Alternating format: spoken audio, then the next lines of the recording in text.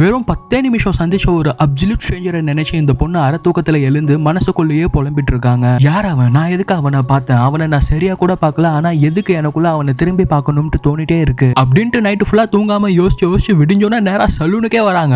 அங்க ரிசப்ஷனிஸ்ட் கிட்ட எனக்கு ஹேர் வாஷ் பண்ணணும், நம்பர் 33 அனுப்புறீங்களான்னு கேட்க அவங்களும் சரி ஓகே வாங்க நீங்க செட்டில் ஆங்கன்னு சொல்லி நான் நம்பர் 33 அனுப்புறேன், நீங்க இங்க வெயிட் பண்ணுங்கன்ட்டு அவங்க கிளம்பிடுறாங்க. இந்த பொண்ணுக்கா சரியான நர்வஸ். நேத்து தான் ஹேர் வாஷ் பண்ண வந்தோம், மறுபடியும் இன்னைக்கும் ஹேர் வாஷ் பண்ண வந்திருக்கோம்னா அவனை தான் பார்க்க வந்திருக்கோம், அவன் கண்டுபிடிச்சிடுவானோ அப்படின்ட்டு யோசிச்சுட்டு இருக்க சமயத்துல ஒரு கேர்ள் எம்ப்ளாயி மேம் ஹாட் வாட்டர்ல வாஷ் பண்ணலாமா இல்ல கோல்ட் வாட்டர்ல வாஷ் பண்ணலாமான்னு கேக்குறாங்க. உடனே இவங்க ரிசப்ஷனிஸ்ட் கிட்ட வந்து ஏங்க நான் நம்பர் 33 தானே கேட்டேன், நீங்க வேற யாரோ அனுப்பிச்சிருக்கீங்களேன்னு கேட்க மேம் நம்பர் 33 தான் மேம் அனுப்பிச்சா, அந்த பொண்ணு தான் நம்பர் 33ன்றாங்க. ஓ அப்படியா, அப்ப எனக்கு ஹேர் வாஷ் வேணான்ட்டு சொல்லிட்டு இந்த பொண்ணு கிளம்புற சமயத்துல அப்ப அந்த ரிசப்ஷனிஸ்ட் ஒருவேளை நேத்து நீங்க அந்த லோக்கல் ஹேர் ட்ரெஸ்ஸரை பார்த்திருப்பீங்கன்னு நினைக்கிறேன், இவ எமர்ஜென்சி லீவுன்ட்டு நேத்து போனனால ஒரு லோக்கல் ஹேர் ட்ரெஸ்ஸரை நேத்து பேக்கப்காக கூட்டிட்டு இருந்தோம், அவர் லோக்கல்ல ஒரு சின்னதா சலூன் வச்சிருக்காருன்னு சொல்லிடுறாங்க. உடனே இவங்க வெளியே வந்து நேரா அவனை பார்க்கணுன்றதுக்காக அவன் ஊருக்கு வண்டியை போக சொல்றாங்க.